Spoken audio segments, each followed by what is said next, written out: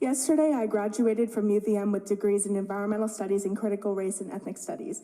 I spent the last 4 years studying issues of indigenous sovereignty, land rights, and history, examining the various ways that colonialism shows up in culture, law, rewritten history, and institutional violence. I've spent time in and outside of class learning from professors, working with citizens of Odanak and Wolanak First Nations, the true living descendants of the Abenaki, and have visited Odanak and other indigenous communities abroad to learn the impacts of ongoing colonial legacies.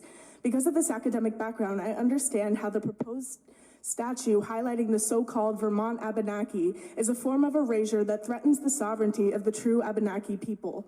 This should bother you as city councilors of a university town. It's a source of pride that Burlington is home to UVM, a top-tier R1 research institution, and Champlain College. I would imagine that the city would consider it important to value the knowledge produced in Burlington, the knowledge of its academic residents and senior professors, to value historical accuracy and integrity.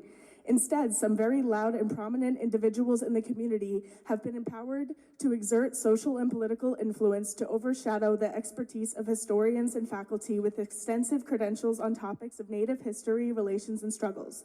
Burlington institutions give land acknowledgements, then devalue the voices of the Native people they reference, instead prioritizing self-identified people not recognized by those groups. This violates First Nations' sole sovereign right to claim those relations, to recognize the identity and citizenship of their own people. Until these rights are respected, these acknowledgements are clearly performative. Furthermore, what message does the city send to current and prospective students by allowing stories that clearly contrast genealogical and historical evidence to negate the work of faculty and students at the institutions, and by propping up factual and historical inaccuracies front and center in its parks?